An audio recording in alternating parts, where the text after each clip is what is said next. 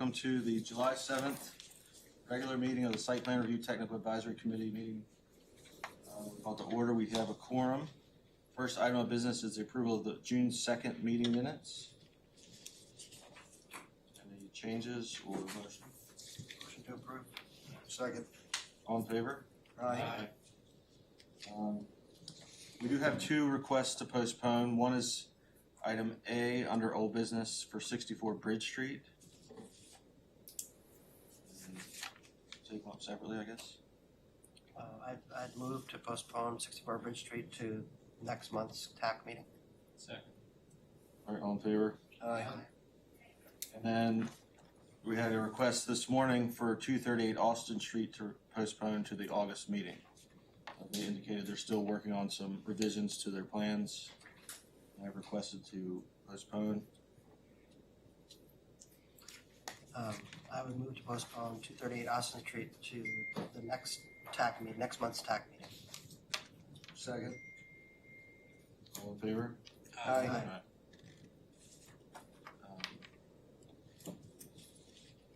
So I don't know if people are here for 238 Austin or 64 Bridge Street.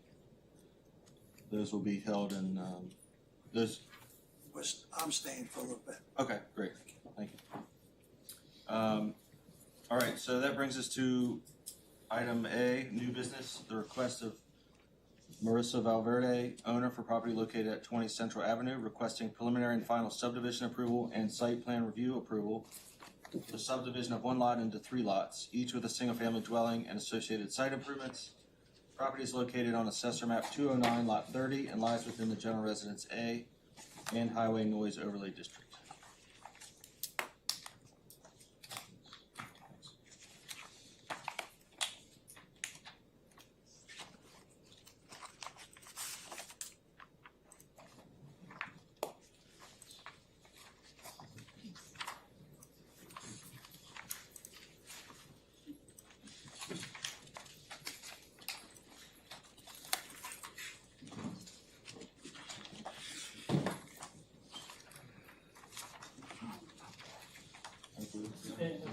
Hey everyone, Drew Olowski with Haley Ward. I'm representing the applicant Copley Properties LLC. Also here with me is Nicole Trotoshow from my office. So this project was last before the committee in April of this year for a sketch plan review. During that meeting, we just had a very high level concept of the subdivision of the property at 20 Central Ave.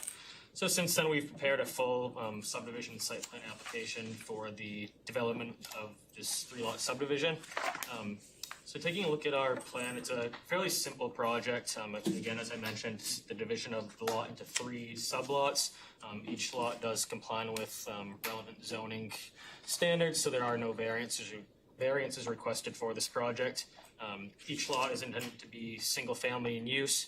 We did provide a few architectural renderings of the 2 different building models that are intended to go on these eventual lots.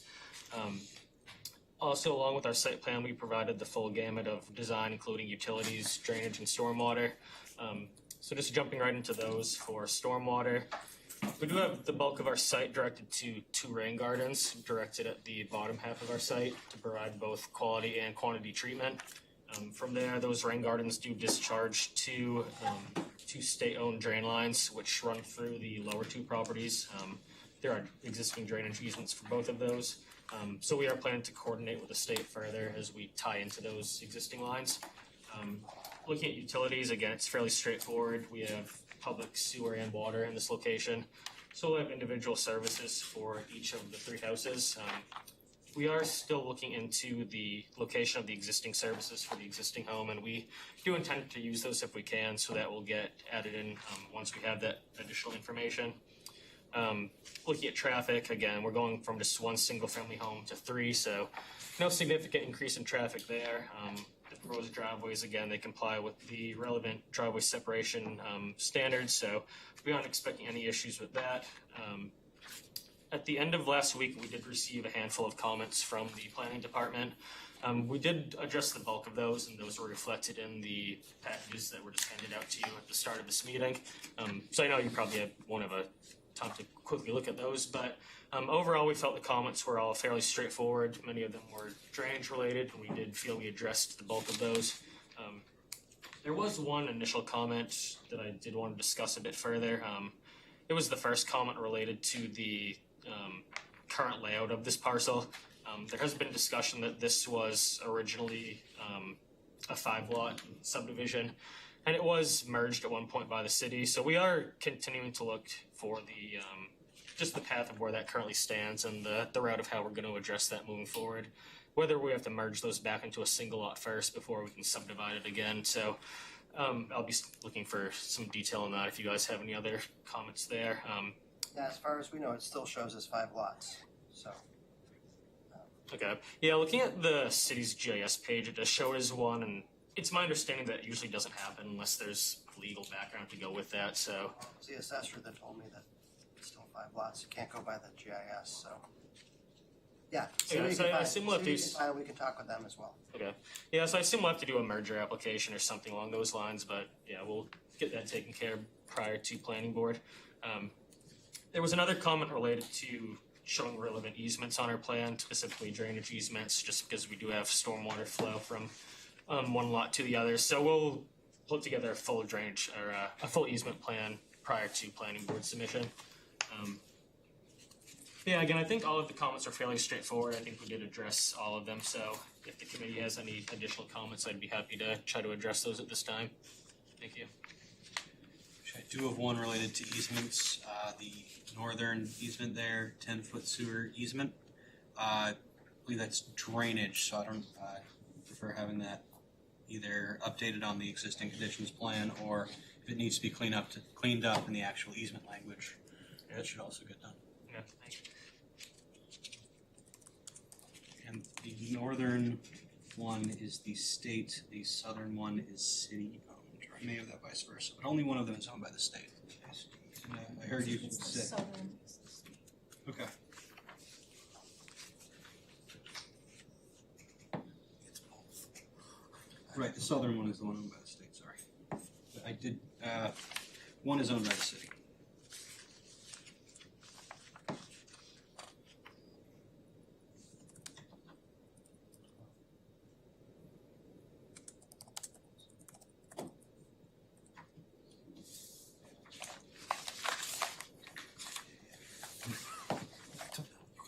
It's a no.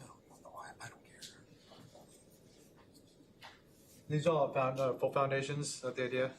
Basements, yeah. Yep, that's correct. And then, so is the SD, is it your sewer drain or storm drain, SD? Pardon me. That's storm drain. Okay, so then, like lot 3, where you have the basement, how are you discharging, you're not going to daylight, right? You're tying in to that storm drain to the right, and then going into the catch basin at the bottom, is that how that works? Yep, that existing the existing catch basin 10. I'm not sure if it's labeled on there. Not labeled, but, okay. Yeah, and the then, one on the right side.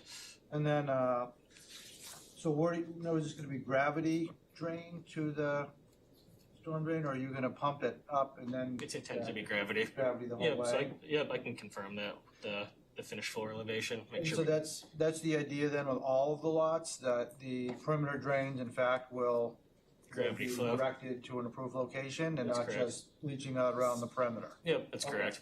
Alright. And I can get that clearly shown on these plans as well.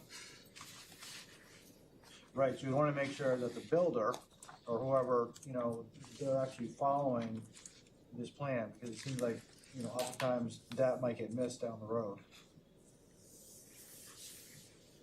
So that could be a condition, right, from the planning board, yeah, because it does get missed, yeah, it's very If it's frustrating. recommended one, we should put it on there, Yeah. so they see it.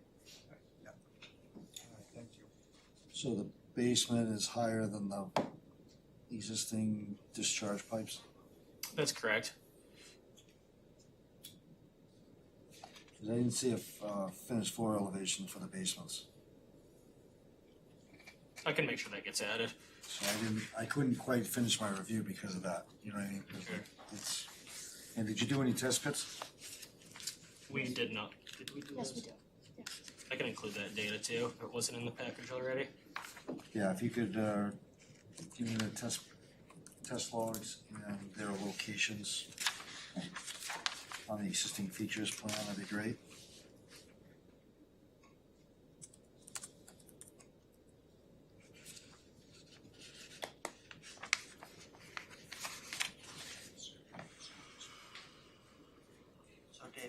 says, it shows the finished floor for the first floor, but not the basement. Is that what you're Right. looking for, basement finished floor Basement elevation? elevations, yep. Yep. All the detail for the exterior wall of the foundations and the drainage it ties in, how it ties in, so it's shown on the plan set. And I haven't had a chance to review your hydrology report yet, because I didn't know about the test pits.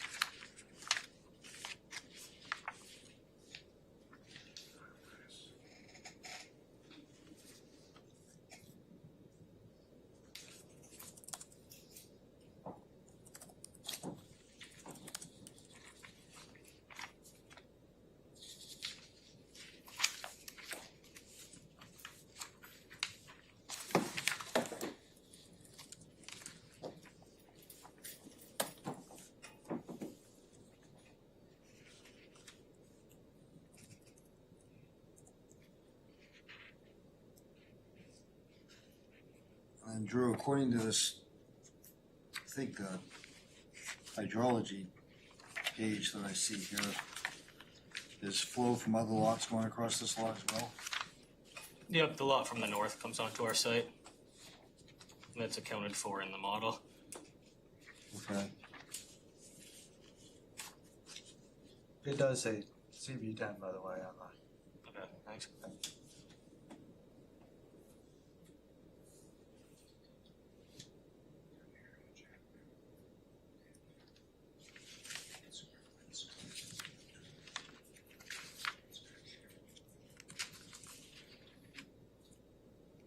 Are you planning on doing a landscape plan? That was included in the revised submission we just sent over today. It's on the very last sheet of the This one? drawing set.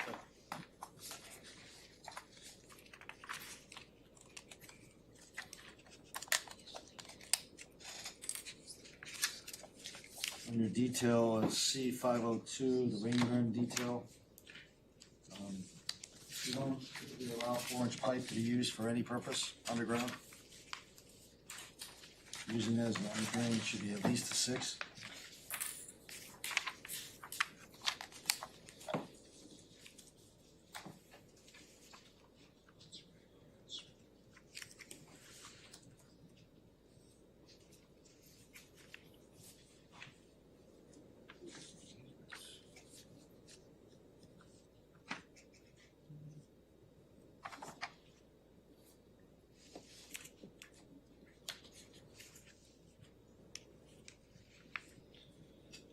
Does it show the existing easement that goes right through the front left corner of the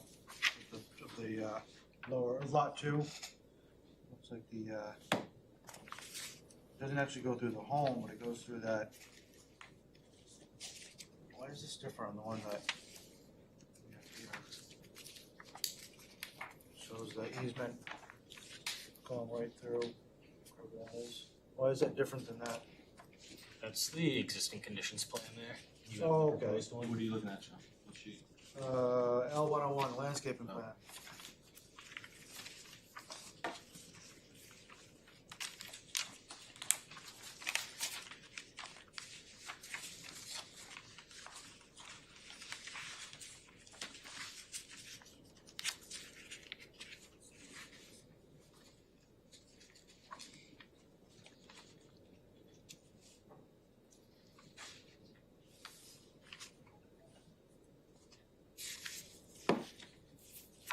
Yeah, landscaping plan will need to be updated to remove that head wall on lot 3.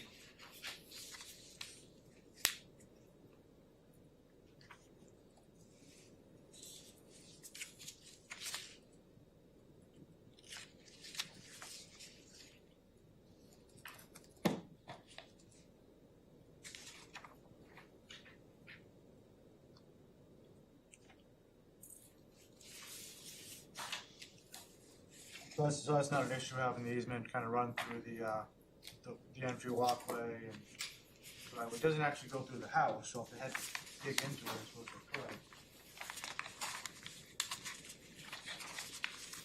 Is that the idea? That was the intention, They yeah. can dig up all the hardscaping as long as you're not hitting the Just to house. still access So that how height. deep do they have to dig? Because I mean, that line goes right up against the essentially the That's footing of the close. home. Not to say that you can't dig next to footings of homes, but. Sure. Well, and it might It be, is a- it's the limits of the easement too, maybe it's, Yeah, true. You wouldn't have to necessarily utilize the whole thing, right? nice to know where that line is, if you're gonna put a house that close.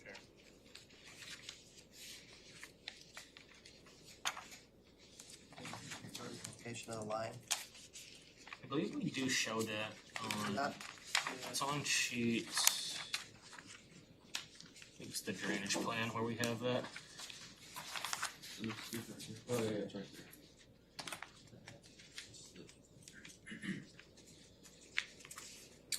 and the labeled sewer is the actual pipe location.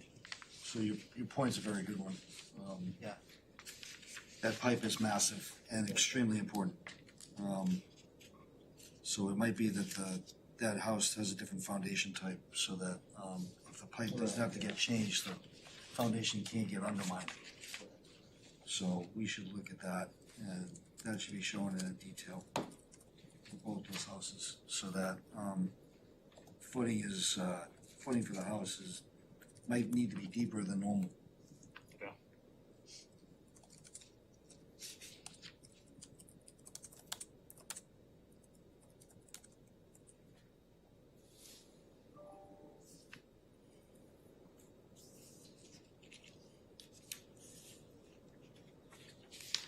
We allow the hardscape to be built within the easement though?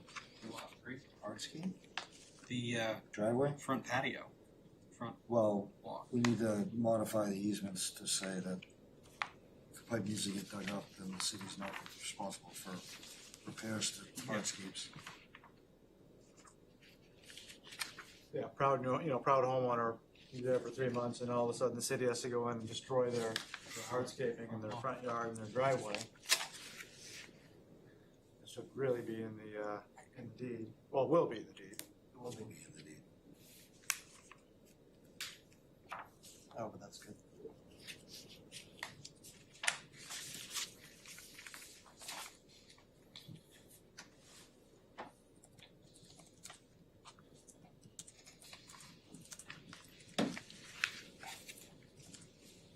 It looks like there's like a covered porch in it. That seems like a little much. We do a structure like that in an easement? You're talking lot 2 or lot? Lot 3. Lot 2 and 3, The covered porch is not in the easement. proposed porch with That's steps. the walkway. On lot Lot 3. 2 it's out. On lot 3, it says proposed covered porch, and it looks like it's in the easement. Look at, follow the arrow up to the Oh, house. it's going there. That's walkways to the brick. There's no. The words are in the easement, but the arrow shows it. Yeah. Yeah. The area to the Oh, porch I goes to- see, okay, I can see it there, yep.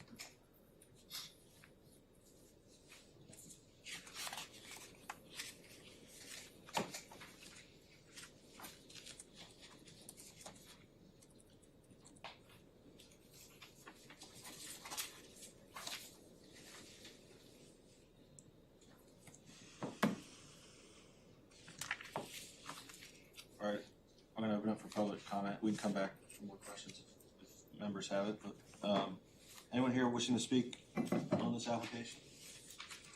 You can come up to either one of the chairs and provide comments, if not. I'm gonna check Zoom. No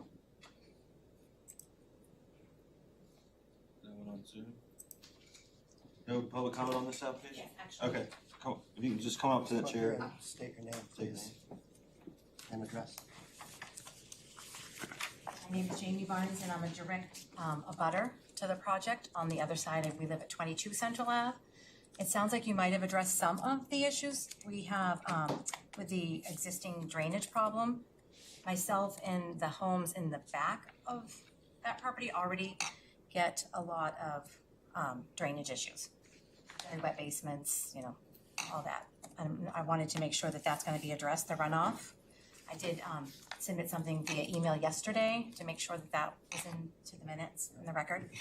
And also I'm concerned about the buffer between properties because it seems to me, if I'm looking at that correctly, but I'm not an architect, the second home next to the, I'm assuming the existing home is staying? It's being demoed. It's being demoed, Yeah. okay. So all three new homes, okay, so the one closest to us is going to be very close, so I'm just concerned about, you know, the lot lines and the setbacks and all of that. And if there was gonna be something done in between the properties from our property line all the way down, as far as whether it be vegetative fencing or actual fence, something to, because you're going from having one neighbor to three now in that same area. Sure. We do have proposed landscaping buffer on our plan, so that can be seen on there.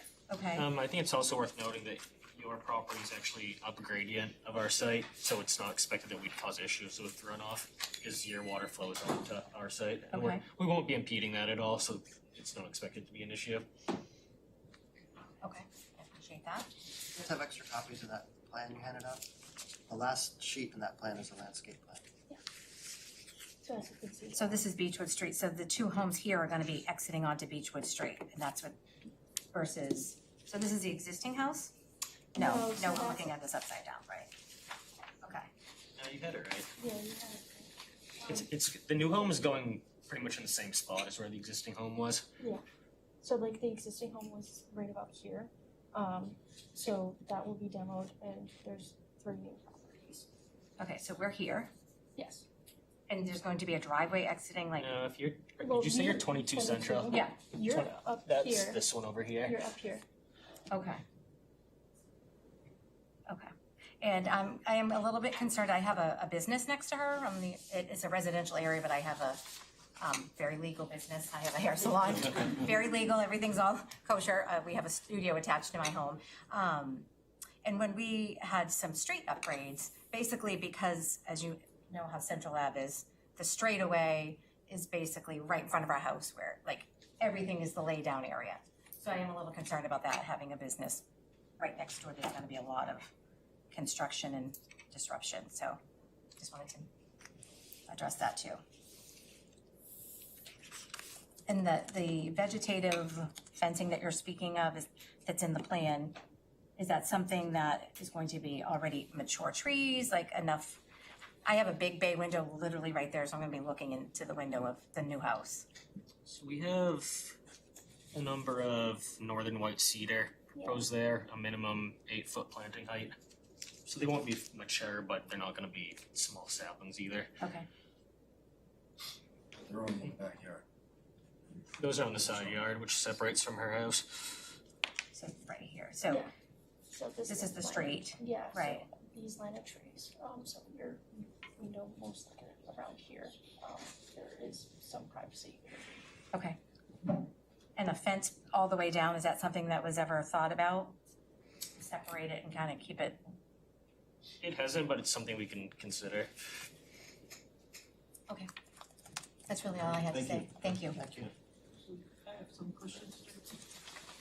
Just process-wise, just address the committee, and then the applicant can hear the comments, and just come on up and address your comments to the committee, and the applicants can listen, and if they have answers, they can then provide them later, so we don't have to have this back and forth, it's nice. Dee Dee Wallace, 2 Beechwood Street, right across the street from Lot 3. Okay. And the way I'm seeing it is all the water is basically coming down the way the grades were towards our house, generally to the rain garden. And I'm worried about the mosquitoes in that, directing all the water towards us, for one. And wondering how effective rain gardens are in terms of drying themselves out. So, And then, Hold on. so you go ahead, just, I'm also, you know, we've been there for like over 40 years, and we finally got nice, smooth, beautiful curbs and paving, and now I'm concerned that we're gonna have sewer, water, everything coming on, and, you know, curb cuts on Beechwood, and then 2.5 blocks of gas line dig up on Central, so it's gonna be quite a disruption of pavement in our brand new, to me, seemingly brand new redo of the road. So I'm like, you know, just kind of a little bit of a freak. And then, of course, lights and how much the two new driveways onto our limited little block is going to affect the rainwater on the street, and whether or not, because the pavement gets disrupted, it will create more mosquitoes.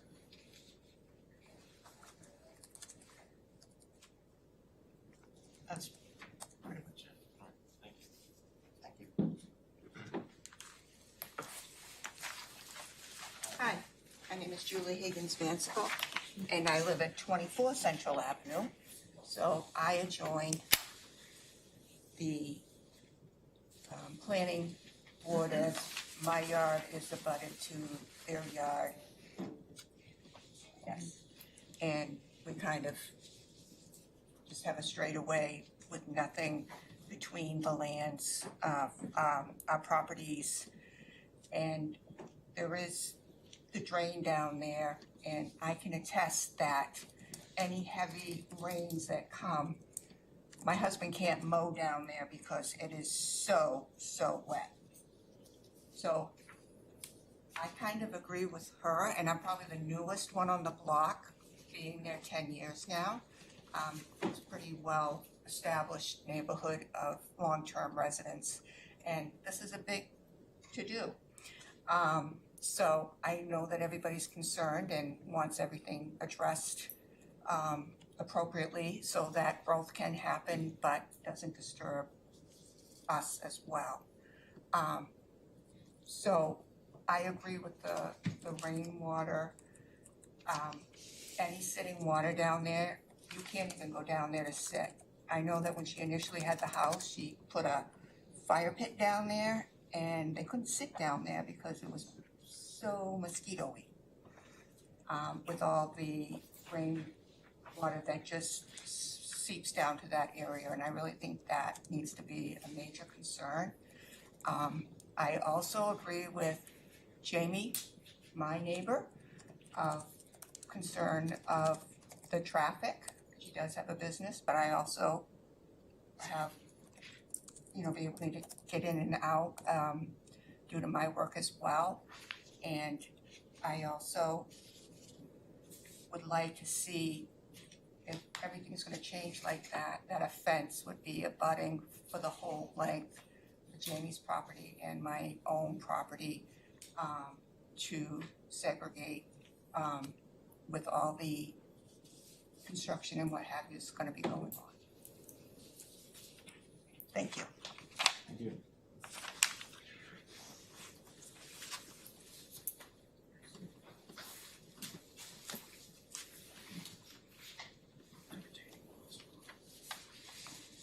Hi, I'm Carrie Blake. I'm also at 2 Beechwood Street, right across from Lot 3's driveway.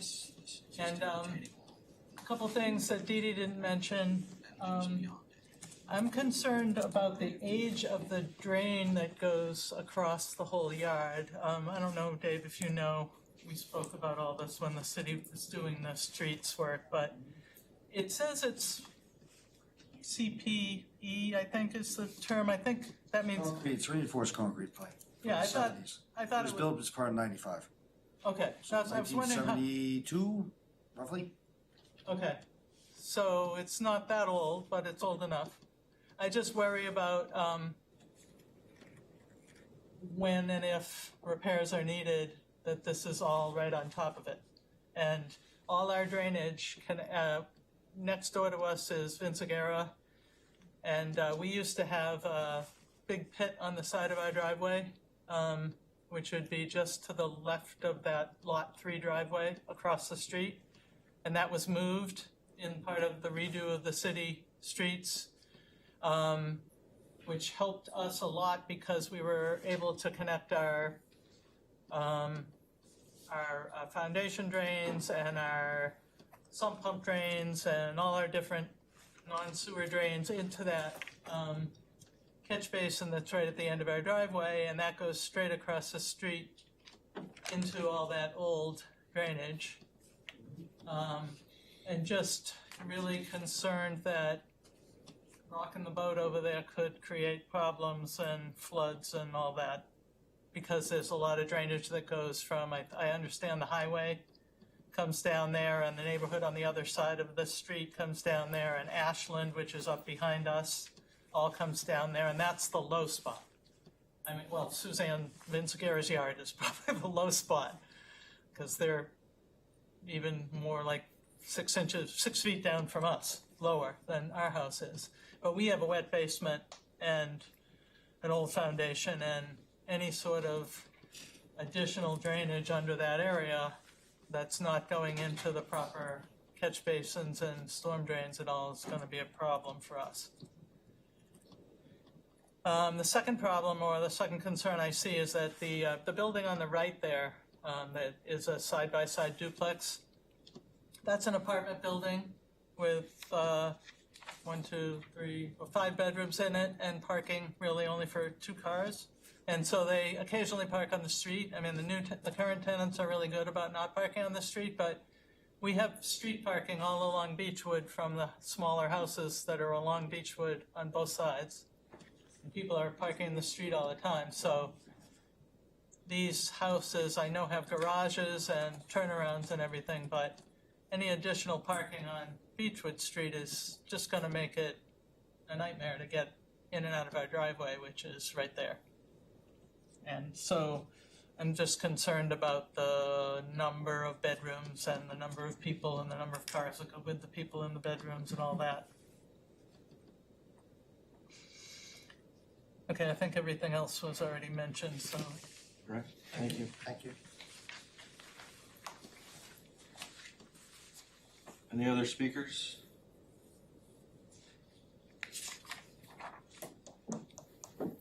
Drew, do you want to address any comments? Or? Yeah, so it sounds like the biggest theme was drainage of the backyards. Again, taking a look at our drainage plan, we did account for essentially having no real low points other than the rain gardens. As part of the inspection and maintenance plan that goes with this project, those rain gardens are intended to drain within 24 to 48 hours, and if that's not happening, there's a problem with them and the media needs to be replaced. So you pretty much never expect standing water or any kind of ponding water in those features, so mosquitoes aren't typically an issue with those.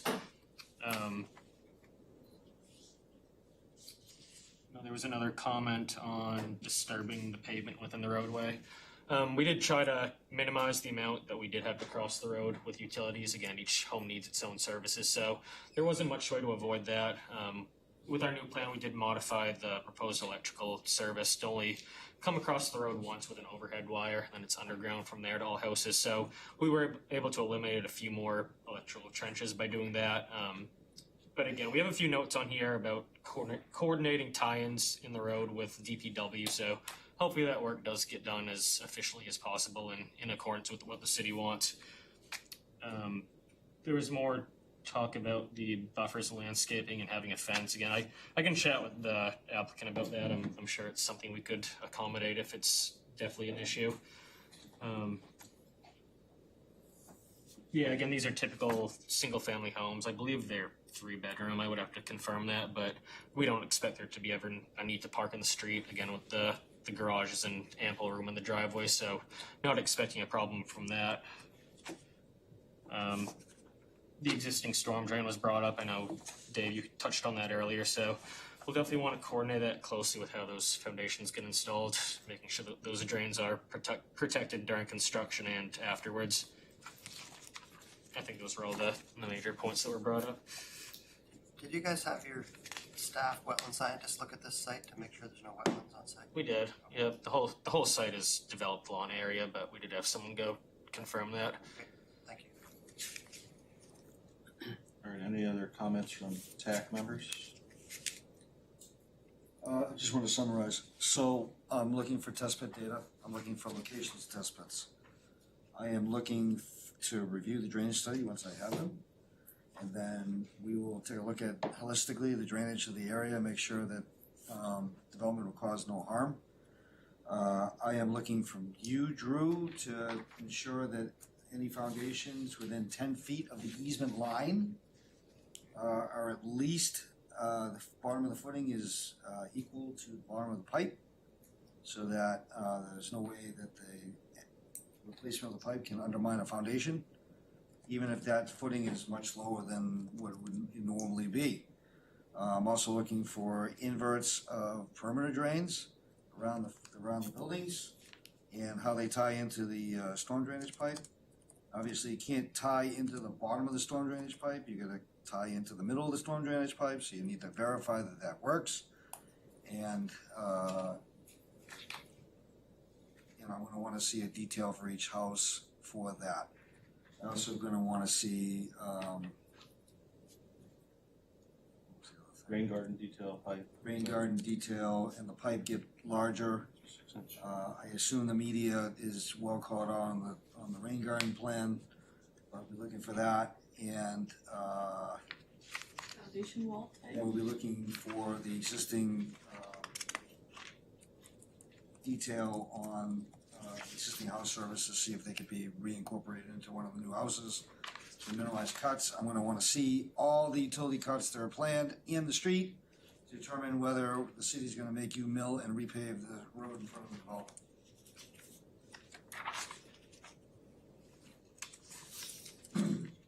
End of summary.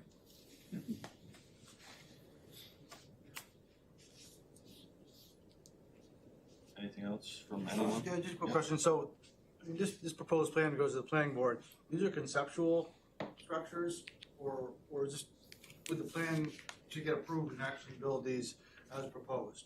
We included architectural drawings I of saw the that, buildings. but then sometimes those are conceptual, so the idea though is that the developer goes to the planning board and gets permission to subdivide and then construct these 3 homes, right? Yeah, that's correct.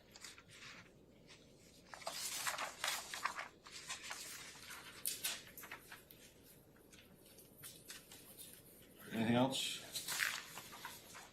I'll look for a motion to continue this to August. So moved. Second. All in favor? Aye. Thank you.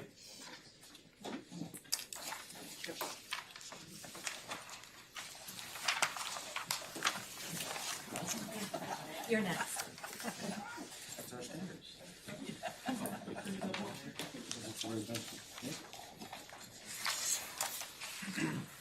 Next up, we have item C under new business, the request of 124 Group Incorporated for property located at 124 Heritage Avenue, requesting amended site plan approval for minor site improvements including a garden, ADA accessible ramp, parking lot restriping, stormwater conveyance modifications, lighting and landscaping. Property is on Assessor Map 284, Lot 8. It's in the industrial district.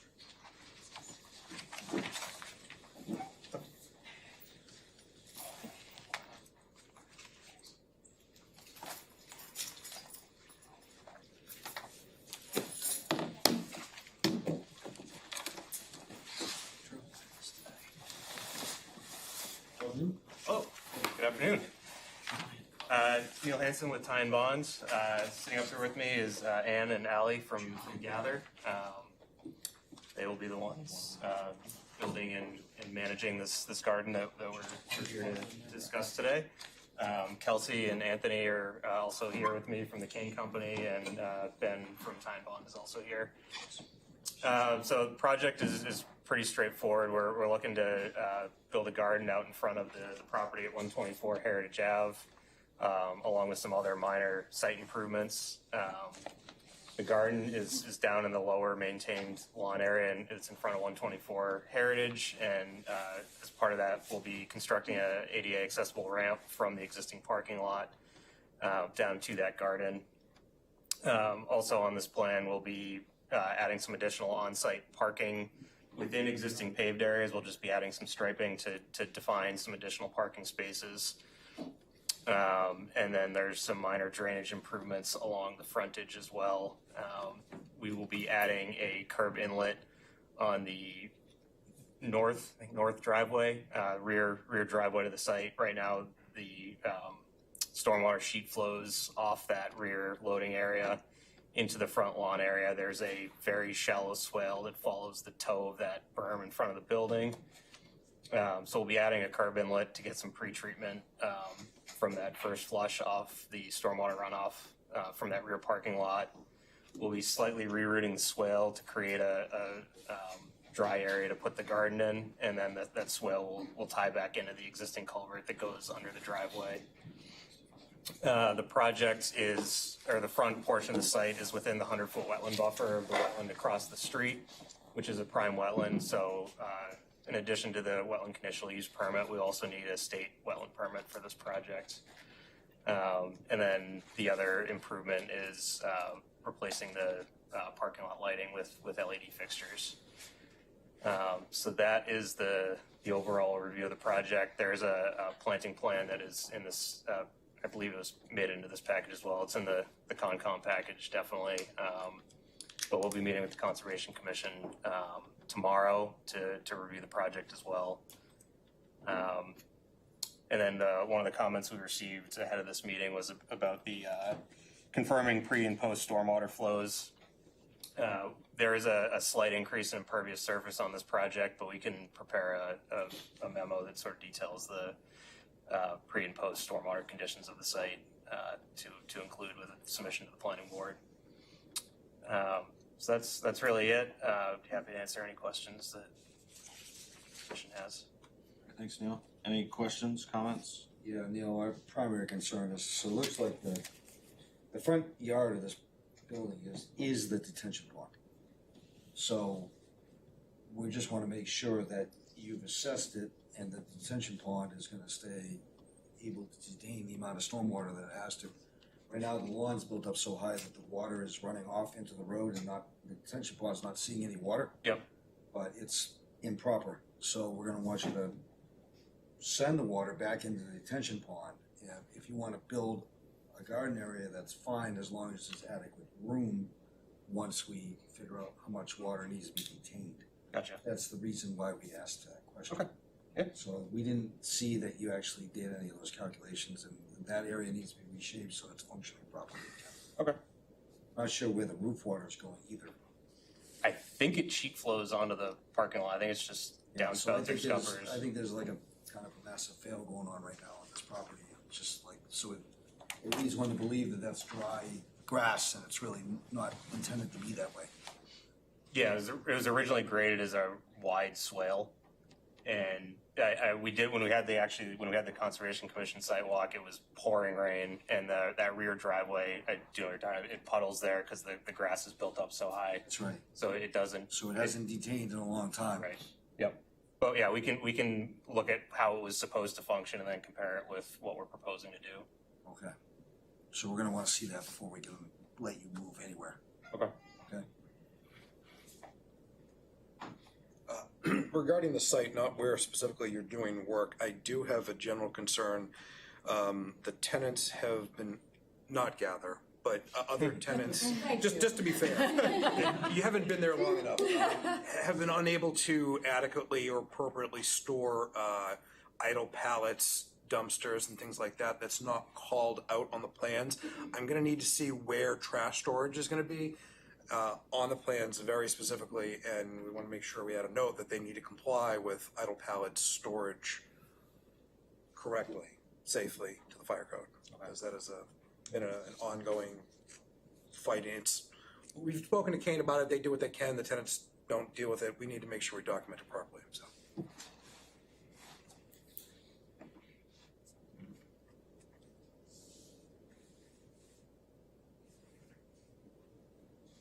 What are the raised beds gonna be made out of, and is that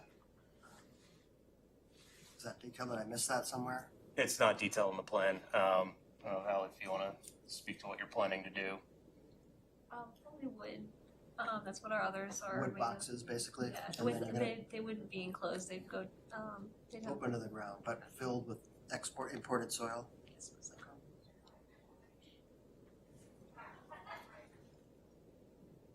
And then crushed stone around them? Or just grass? We're thinking wood Oh, chips. wood chips, okay. Potentially. Okay. Yeah, no, we wanna get the grass gone. Yeah, it's not against. At least the stuff that's very close to the beds. Yep, okay, thanks.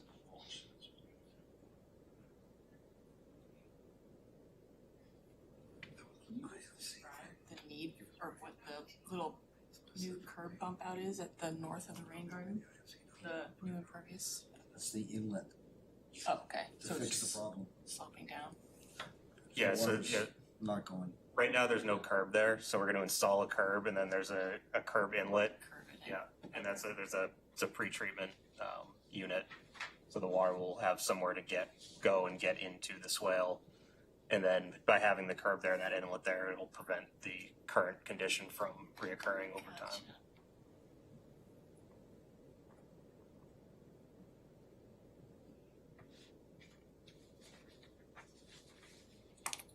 All right, I'm gonna open up for public comment. Anyone here wishing to make a comment on this application or on Zoom? No one's on Zoom? So close the public comment portion and open up for further discussion.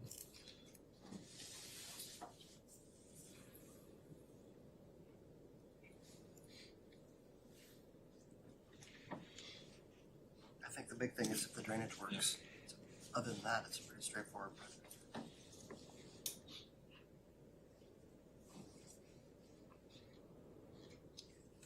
Be able to review that before planning board, or would we want them to come back here? Defer to you guys if you think that's possible.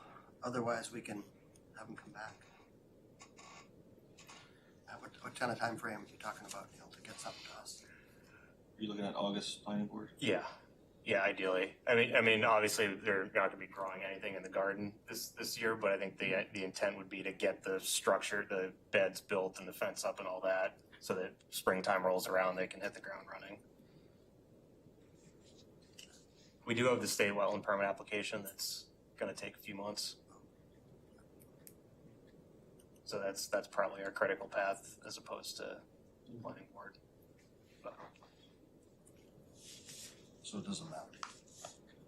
No, probably better to bring it back here, I would say. Make a motion to continue Second. To August? Yep. with August. with your comments as well? Yeah, just to have Comments. the Plural. storage of trash inside. To the August TAC meeting, yep. All right, all in favor? Aye. Thank you. Thank you. Thank you.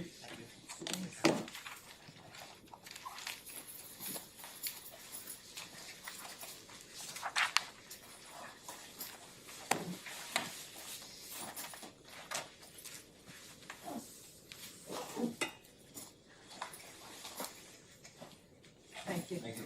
All right, last item, new business, item D, the request of Colonial Properties LLC for property located at 833 Islington Street, requesting a parking conditional use permit to allow nine parking spaces where 21 are required. Property is on Assessor Map 165, Lot 6, and lies within the Character District 4W district. Who's here to present? This is the That's you, Scott. Oh, yeah. Is it? Yeah. How you doing? I am Scott Rafferty, the owner of Colonial Properties, located at one of the buildings located at 833 Islington Street. Former Experamac building, Tony's TV's building, single-story building. It does have a basement to it. We purchased the property recently, and basically our plan for it is to make it into a multi-use property. The back kind of section of the building that you see there, that little square on the back, is that tenant is to remain. That's Modern Salvage. It's a little retail. Basically, it redoes furniture and has a little brick and mortar spot where they'll demonstrate some of their work. The rest of the building is what I'm planning to use. The business I have, it's Open Concepts Realty & Co. It's a real estate business. We do have a construction division, so where you'll see like showroom, we sell cabinetry and some countertops, more for our clients to come in. And then the front part, where it currently says storage, that's why I'm here today, because we're trying to make that into a grab-and-go dining, kind of grab-and-go breakfast lunch area. the parking requirement, and why I'm here is because of the parking requirement. Basically, through our engineer Civil Works, they've demonstrated we need 20 spots to be compliant. Currently, we have, or shall I say existing, there's 7 along the building, like that picture there. And then out back, there is no marked parking, so those 4 spots really are kind of just present, but they're not lined. Through this process, we've learned that Frenchman's Lane, which would run in front of the cars that are parked vertical on, is actually owned by part of the state, and about 1 foot to 1.5 foot of those parking spots that you see, the back end of the spots is located on Frenchman's Lane. We are in the process of working with the state right now to hopefully get the parking back to that way, but in the meantime, that process from the state, they've told us could be anywhere, from 4 to 12 plus months. So in the meantime, we've been able to take the parking, make it more parallel up against the building, adding another spot, and then getting 3 striped spots or 5 striped spots in the back with 3 on the very, very back. So technically, we would be having a total of 9 spots on the premises, and so that's why I'm here. So we're trying to basically make sure that, according to our calculations, some of the research I've done with restaurants around us, we look at like Getty Bagel. They met about 36% of the compliance that they were supposed to have. In their application, they mentioned that the White Heron was even less than that. Similar type of restaurant, a grab-and-go restaurant, small seating area, but more of a grab-and-go capacity. The other one, The Kitchen, which is on Islington Street. No on-site parking. If you did our calculation, we're looking at over a 40% of the parking requirement to meet compliance. And if eventually through the state we can get the parking back to the way it is in current day use, that would get us over 60% compliant, which is almost double what the other similar restaurants have on Islington Street. So what's nice, or kind of how this works together, and what's nice about our multi-use, we only have currently right now 3 full-time staff that would be using the office space. A lot of that staff is also is not a straight 8 to 4, or there's a lot of come and go. Our construction division of this is off-site. They do not, once in a while a project manager might show up to have a meeting, but other than that, it's mostly off-site. They don't report there and then leave or leave cards or anything of that nature. The showroom area is more of an appointment only. It would be open to the public, but it's more of an appointment only with clients we have or people who have called us and made an appointment. Obviously, then the restaurant side, the grab and go, a lot of that upfront parking and the parking that is on the side of the building would be dedicated to the restaurant side. So, with that being said, also we do not operate on Saturdays and Sundays, which would be a large impact of the busy time of the restaurant, and we would, those 3 spots for our office staff would not have to be used at that time for the office, but more of the restaurant. So that's what I'm asking to request. Any questions? Any questions? I believe this would need an ADA spot. At least one, most likely just one. The gray car in the bottom right corner, or the bottom right spot, I would say would be the best compliant ADA spot, because there is a ramp that goes in on the bottom right where that window. Bottom right, all the way to the right. Yeah, there. right there. That isn't a van parking spot. You know what I mean? You're gonna have it, On both sides? well, on one side. You can't pull a van in there right now and lower down one side and have the wheelchair come out It would open in the Frenchman's Lane. with a parallel configuration. You need to have a straight, yeah, like No, those this two one, gray if this one, cars. if this was Yeah. striped, that work, Alright. Eric? This one, if, You need 16 feet for a handicap space, you know, an 8-foot space plus an 8-foot access aisle. So that one would work, that's flat there, so if we use that spot.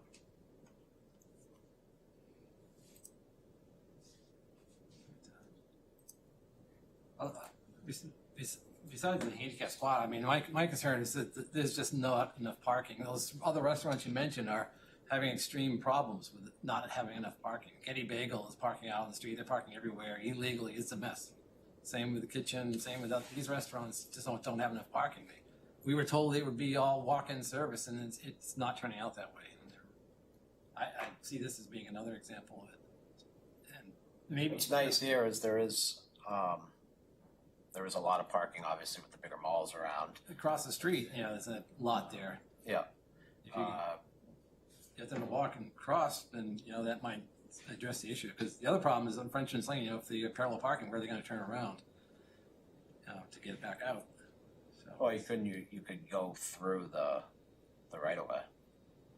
yeah, I don't know what type of agreements there are with, you know, butters, but I'm assuming you have to assume that you wouldn't be able to get those rights if you don't have them now. But I just, you know, White Heron, there's another one that just doesn't have enough parking. It's just a very inadequate situation. That's my biggest concern, is just having enough parking. If you can work out an arrangement, you know, across the street to share parking there, maybe that could work. Like if we end up getting that state land, we're over 60% of the but conforming use there, so that's why that's almost double than what any of the other restaurants that you just mentioned, if not triple. And again, where it's more of a grab and go fashion, it's not really a. Well, that grab and go actually is what I'm concerned about, because that's a lot more traffic in and out than if you came in and sat there for an hour or so, then you're not gonna have as much turnover and as much traffic. And we do have a spot in the front. We could do, you know, bike racks and mopeds. And I know some of the former applications have tried to use that as transportation. I'm real concerned about the amount of parking. Is there a CUP required on this one? Yeah. Yep. That's what this step Yeah. is. Yeah, because then you'd have to show what your actual demand is, not just what the requirements are, but what you would estimate your demand of parking to be and how short you are on it. All right. So in the parking analysis, you need to bump that up to include the demand. Based on other similar types of uses, what they typically need for parking, not just what the city requires, but what their actual need is. And you can do shared parking if you get an agreement in place. You might be able to get an agreement across the street for just your workers, and that would free up more space for the restaurant or the other uses, the retail. If you didn't have the furniture store there, you could cut that off and then you go. Which is, I was really just trying to. They've been a good tenant there, and I was trying to keep them, you know, and now it's that would be an odd. I just have to tell them close up shop. Like, see you later. So that's If the restaurant was more of a priority than the furniture shop, right? for me. It is because I own the building, so it's for me. It's like it is what it is. But I'd have to tell them that it would take Would off. that give him enough if he was hypothetically to cut off the furniture store? Like, remove this section of the building? Exactly. It would only be 300 square feet or something. I mean, 500 square it's almost, you just get like another space, or not. It's not even worth. Yeah. So you only gain a couple more, I guess. No. And not even that, maybe. Not even. Car stackers. Yeah, right, car stackers, yeah. And I think your demand is 21, not 20. Would we looked at the way they calculated it? Yeah, I just went by what the engineer calculated. Yeah. Assuming. He's gotta add one because he for each use, he did a total, and then he added all the uses together, and then he did off that total, but you gotta really round each use Separately. And that's what, it's clearly in our ordinance, it says that, so we shared that, but I think, so it's it comes to 21 when you do it that way. All right. For the CUP. And then the other thing, were you gonna tell him about the patio? You don't show the patio here, but you'll need the planning board to approve a CUP Yeah, were you for outdoor dining. proposing to have outdoor dining too? Not really. Right now, it would be just a patio for anybody that's in the building, whether it's office staff or out back, or it's more of just an open, like right now, it's just not appealing. So we're gonna try to make it look like, all right, let's put some, whether pavers or crushed stone down and a table or two that you can sit out there. It's not really I guess it's not a outdoor patio per se for the restaurant exclusively. Well, if it is, it would need a conditional use permit. So you could apply for that along with your parking CP, you know. All right. If you wanted to have outdoor dining. All right, yeah, like if there's an issue in regards to the parking requirement, then I can't have an outdoor patio. Well, it doesn't calculate into your space. Right, it doesn't increase the parking requirement. Doesn't change the demand. The square footage. All right. It's just an accessory outdoor dining area and requires a conditional use permit in the zoning district, so.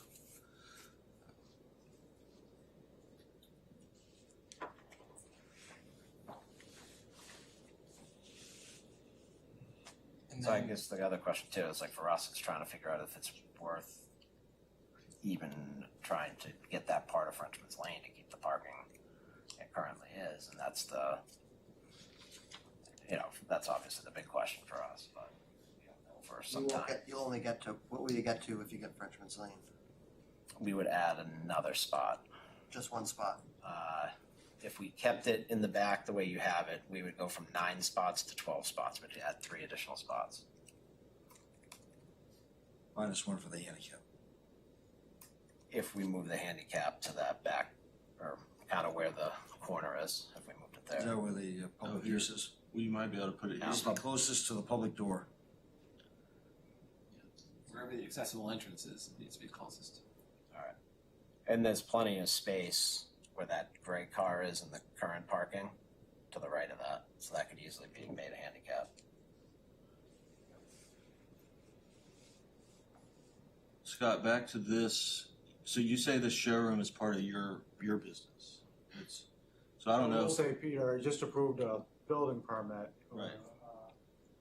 So basically the blue rectangle on the right It's gonna be the. will be the restaurant. Right. That's not included in today's permit. Right. And then all the way on the left, that furniture area is Right. not included in the permit, but all the rest of it goes with Scott's real estate business occupancy. And the retail too. No, there is no retail. I'm not sure why. That's why I'm saying it might be just part of your office and not, just the way it's color coded, it's showing it's retail. Retail is the furniture. Furniture guy. Team is, There should be a 4th color. yeah, the colors aren't correct. So like I'm saying, all the way on the far left, Is retail. that's furniture. That is, I guess, retail. Yeah. That is furniture restoration. All the way on the right will be the restaurant.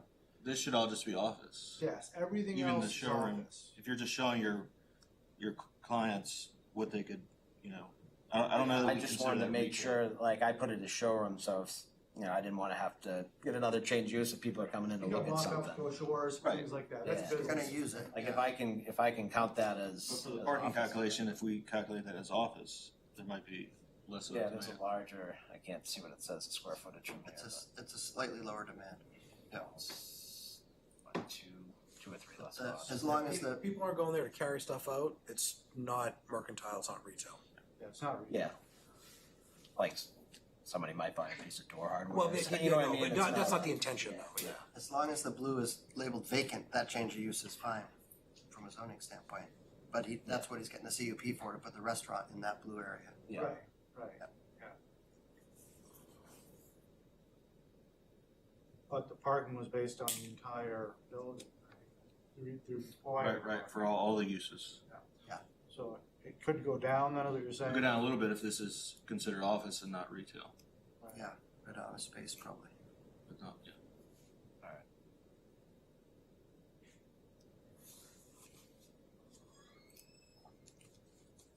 For the dining, will food be prepared on site, I assume? Yeah. But fit out of a kitchen or anything is not part of this application? We uploaded that. I think it was the email from Thursday. Okay. So it's there, that shows like the layout of the inside. Of the restaurant. Yeah, that's not in your that's not in the TAC application, but that's, needs to be in the planning board application. It's gonna need a grease trap, is Yeah. what he's getting at. Yeah, it's gonna need a grease trap because there's food You have to preparation on separate the site. sewers. Grease trap would have in the basement. That may not be provable if there's space outside for our city standard is exterior 1,000-gallon grease trap. Yeah. Being a new condition fit out of the site for a new restaurant, we would push for that. They could put it under their parking spaces, right? Yeah, that's fine. Underneath parking spaces is fine. Sewer goes out the front. So outside of Sewer that. goes out the front. Could they put it in the front where that, It would have to be between the city sidewalk and the front of the building. Okay.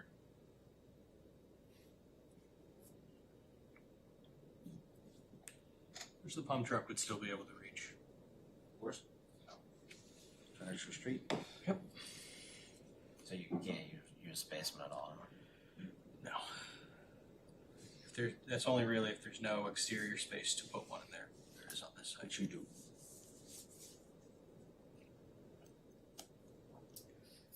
be easier to put it in outside anyway. Imagine, right? Put it in the basement, we'd have to tear apart the building. Yeah, I've seen they have those smaller Oh, ones in some of the other restaurants. Yeah, they don't in town. work. They don't work, which is why we changed the standard. Yeah. Yeah, 'cause we were talking to one of them, and he was like, "Oh, they'll allow this type of one of the restaurant owners in town. They're like, they'll allow this type there." It's a lot of downtown because their foundation is our sidewalk. Yeah. That's the. Right. All right. Yeah, how much on parking spaces would be grandfathered in? Because even the current configuration with those perpendicular spots, Still doesn't comply. space behind them is not 24 feet, for normal aisle width for parking. You only have 21 feet over to the other curb, over to here. Just here. Yeah, In this condition? Yeah. Yeah, it's not even enough to current standards, that width. if they were to get Frenchman's Lane. Yeah.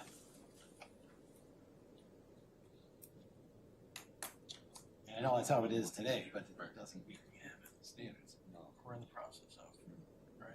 Right, and we're saying none of these count today. Yeah, but even if they did count, I mean, the aisle width behind them is not wide enough. It's not wide enough. I don't know how realistic getting Frenchman's Lane is. There's a lot at the up against the train tracks that the only frontage it has is Frenchman's Lane. Other than that, it's surrounded by private property. So I'm not sure Frenchman's Lane could be turned over to private property because it's the only frontage that lot has. This lot, it's 855 Islington. They don't have frontage on Frenchman's Lane, because it's not a street. It's a DOT street, I believe, right now. It's a DOT way. DOT way. Okay. Of course it is. It's not a street. Where we Oh, have City frontage. Street. Yeah, Correct. It's DOT street. Right. It's a state road. It's a DOT piece of property.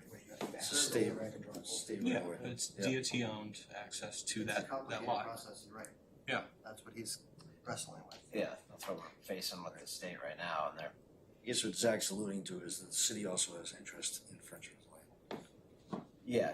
I tried working with the city too to just say, Yep. can we just make this, whether it's a 1 foot easement or whatever it is, it's always been parking my whole life in Portsmouth, and it came by us as a surprise after we've bought it, that we're like, hey, we have no parking now. And then the issue that we really faced was like the size of the building will never be conforming. Like, it's really a glorified storage unit pretty much. So it's, we're just trying to say, all right, well, then it's a matter of do you take it the legal way and go through all that process? And I'm like, it's really no. I try to find the best and easiest solution for all parties involved. Be like, it's always been this. Like, why can't we try to keep it this? Being at the property itself, there's the current parking is striped that way, and Yes. it's never been like, I'm never there and it's a traffic jam or a lot of cars going on. It's never is, and so that's why for us we're like, all right, why can't we still use that parking? But we have been told otherwise to approach the state. Try to get things more into conformance. That's the goal. Yeah. When you try to change the use too, that's when you run into issues, cause That's what. I can't even use it as its current use. That's my problem. Like that, like realistically, that's what got us into the other permit that was submitted just for the office space, was we're trying to figure out, like, we have a building here that we can't use and everybody else is using it around us, and we're kinda like, this is, just doesn't make sense to me. So that's been an issue for us to try to resolve that.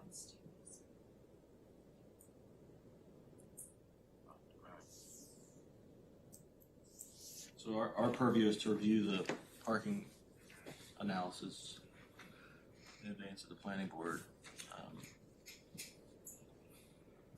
The lower one.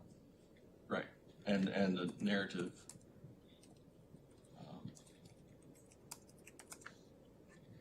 And it sounds like we need more on the demand. IT parking generation manual, something like that. So I missed something at the beginning. You're saying that you're potentially acquiring Frenchman's Lane? Did you say about? Yeah. Yeah. And all the way where it goes and then it turns again? Or how far back? Do you know? The state owns the Yeah. first, I don't know, couple hundred feet, and then the city owns the back of it, so. Where it goes at an I get angle? the state to either turn it over to the city, and then the city can have it, or Sell it. sell it, or, you know, I don't. Like, we wanted to obviously do the city route, saves everybody a ton of money, and our answer from the city was, we're not gonna guarantee anything. And I was like, okay, so we called the state, and then the state was like, not surprised you're calling me. So now we're trying to figure out again, cause I'm like, the state can transfer it over to the city free of charge, and we can work with the city. Or we have to, we've already gotten we praised and thousands of dollars into that, so we're like, we got to spend way more money, when I would have rather just worked with the city and been like, hey, this is what we're trying to do. It's a foot of a parking spot that we're trying to gain, and it's always been that way. So then I was like, because technically the Button Factory they're saying they have a prescriptive right on that road, but then I'm being told that the state road can't have a prescriptive right. So it's a mismatch of like a lot of people saying a lot of stuff. It's a I mess. think the best thing to do, honestly, is to wait for the city to acquire Yeah. title. And then, once the city acquires title, ask the city for a license to keep the ends of those parking spaces. Yeah. And then, if the city council gives you a license to have those parking spaces, then you know how many spaces you have. Correct. Then, you can determine what you can actually do with the building based on how many spaces actually exist. Yes.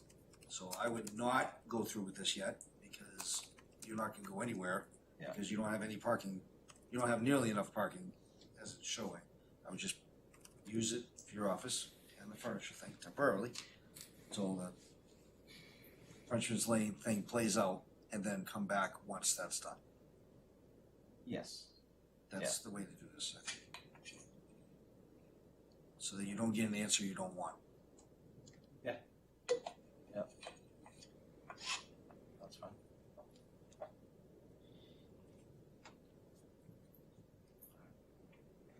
Were you all here to make public comment on this? Okay, so let's entertain that right now. Well, is he gonna withdraw? What? I don't know. No. I think you should come up You and should make a make your public comment. comment while you have the opportunity to. Okay, sure. So My that name we is can hear David you. Wada, and I'm the abutter at 871 Islington Street. I'm the treasurer. And as it stands now, either drawing, he's not in compliance at all with any of the parking things. Yes. He's technically, he could be grandfathered, back when Tony's TV was active and all that, because he was just a single business. Now he's gone into multiple, plus he's got the furniture store behind him. And he mentions there's gonna be no, well, let me start from the top, as far as restaurants and such. he mentions Kitchen as well as Getty, which is not really in the West End. When you get down to the West End, I'm not sure where it starts, but I would say about CVS, and then you move down and you have Gallagher's Plaza and you have Hannaford's Plaza. In Gallagher's Plaza, you have Nicky's, you have Nisi, you have the Port City roasting company, and you have Street. Then a little farther down, you have Louis' Restaurant. And then you have Choppy Sticks, who I think does have enough parking. So that whole area has ample parking. Now, when you get to 871, we are probably the only one who has the proper amount of parking spaces in our condo association. We have 30 plus whatever it is. We own 3 of them on Frenchman's Lane that are next to our dumpster. Since the increase with the development of the area, with Kate Street and now over by Ricci Lumber, their traffic has definitely increased on Islington Street. Matter of fact, the Ricci building area, down that area, the construction workers are using Hannaford's Plaza for their parking spaces so that they can work there. The idea of Hannaford's, accepting everybody, working out an agreement and all that, put a lot of burden on Hannaford's, and as far as us as well. When these other businesses opened up, our place was like a turnstile looking for Louis. And they don't come in at a slow speed, even though we have a big sign, speed limit, one way, all this type of thing. They fly in, a couple of times they come in the wrong way, and as one of our people are going out, they almost have head-on collisions.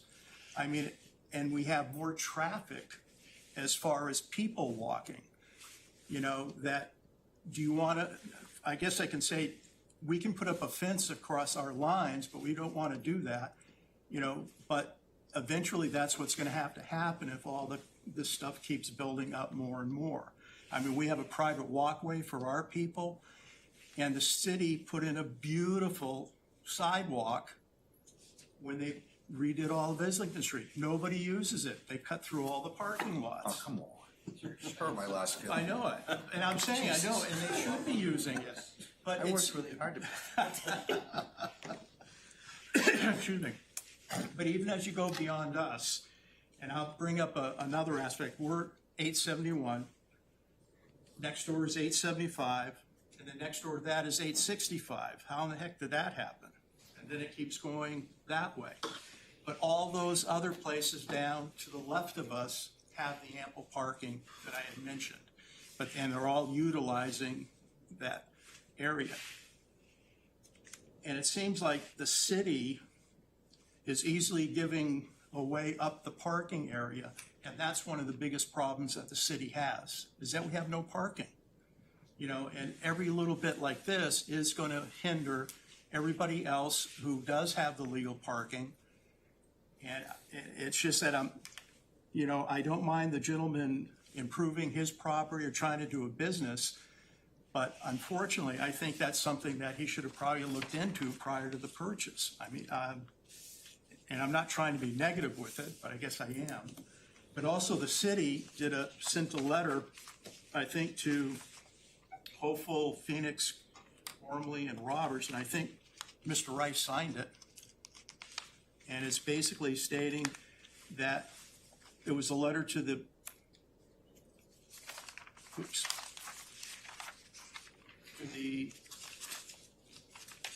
my front page? It's to the prior owner. Yeah, I think to the mayor, to principal planner, I think. And anyway, basically saying they would like number 2, option 2, which is accept the portion of Frenchman's Lane adjacent to Islington Street from the state and then convey the area to the owners of 833 Islington Street. The city and the property owner should seek consent of the state.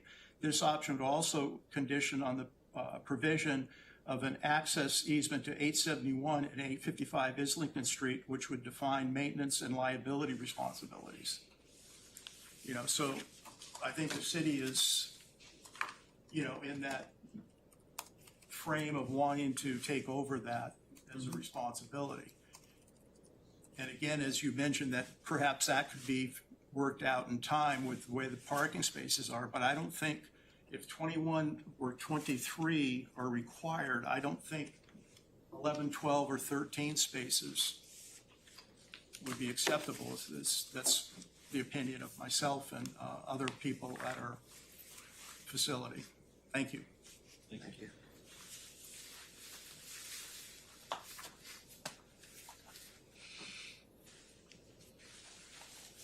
My name's Joe Fedora, and my wife and I co-own Unit 8A at 871 Islington Street, and we've been there about 3 years now. And let me say first, too, I also support local businesses as much as we possibly can. It's made the West End a great place. But I would just underscore what Dave has said about some of what we're experiencing. Over the last 3 years, we have noticed just an increasing amount of utilization of our lot by non-residents because of its proximity to all the businesses on the street there. And this is despite all of our signs, and we put up even more signs over the last year or so, indicating that it's a private lot, no parking, you'll be towed. It doesn't stop people from coming in there.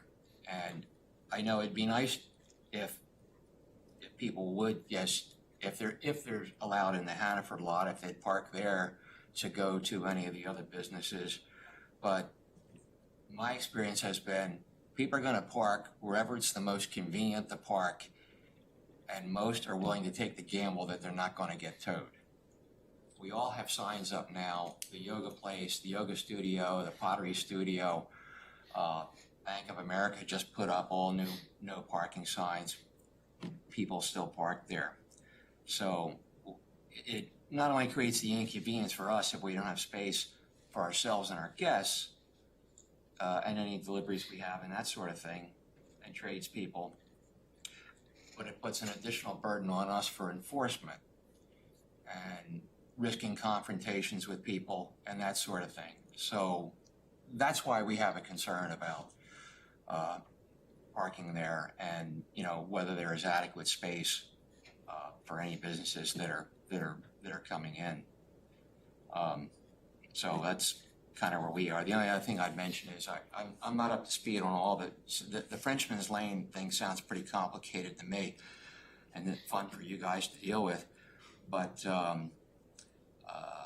I just on a macro level, private ownership of an access way, it's pretty important from an emergency standpoint to get back to the railroad tracks, the button factory, and the other businesses.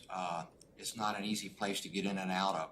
You're either going to go through Gallagher's lot or you're going to get out Frenchman's Lane. And it's pretty interesting to watch the delivery trucks there now for the restaurants and shops back there trying to maneuver through there. So I would just say for whoever is involved in that, keep that in mind in terms of who has responsibility for Frenchman's Lane and keeping it open. Thank you. Thank you.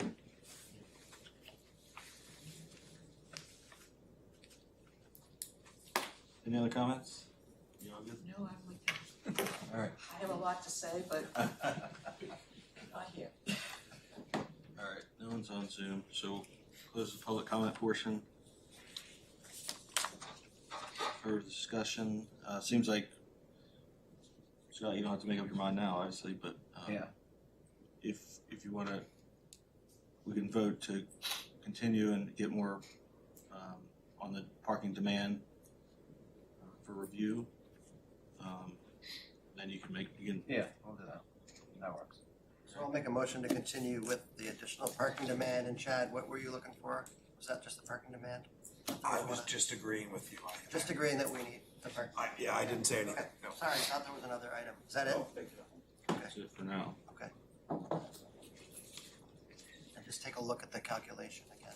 I think I sent an email. Yes. Yeah. Second? All right, any further discussion? It's postponed to next month's tax meeting. All in favor? Aye. Motion passed. All right, that's all business, so we'll, for the day, thank you. So,